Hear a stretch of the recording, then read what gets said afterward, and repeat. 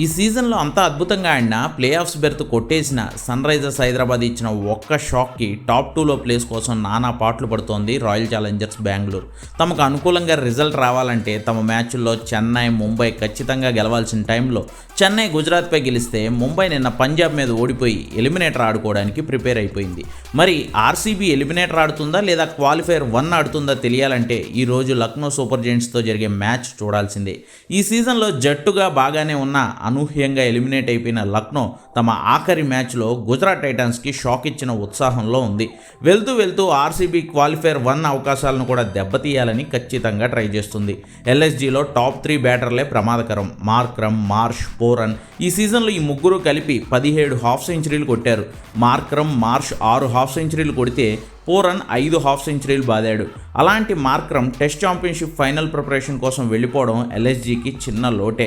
Aryan jewel అనే top order ఆడే యంగ్స్టర్కి chance ఇవ్వాలని ఎల్ఎస్జీ భావిస్తోంది. వాళ్ళ చూడాలి. పంత్ గుజరాత్ మీద మ్యాచ్లో 2 నో-లుక్ షాట్ సిక్సర్లు కొట్టి ఆశ్చర్యపరిచాడు. మరి 27 కోట్లు పెట్టి కొనుక్కున్న తన ఓనర్ గోయంకాను సంతోషపెట్టేలా ఆఖరి మ్యాచ్లో రిషబ్ పంత్ ఏమైనా చెలరేగుతాడేమో చూడాలి.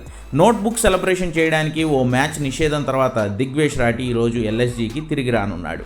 ఇక ఆర్సీబీ విషయానికి వస్తే వాళ్ళ బలం అన్నీ మచ్చల పులి విరాట్ కోహ్లీనే. ఇతర జట్ల ఫలితాల మీద ఆధారపడాల్సి రావడం తనకు చిరాకు తెప్పించు ఉండొచ్చు.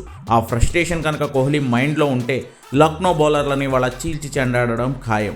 గాయం నుంచి కోలుకున్న కెప్టెన్ పటీదార్ ఇవాళ ఫుల్గా ఆడొచ్చు. Phil Salt, Mayank Agarwal, Tim David, Jitesh Sharma top 2లో ప్లేస్ కోసం దుమ్ము రేపాలని ఆర్సీబీ కోరుకుంటోంది.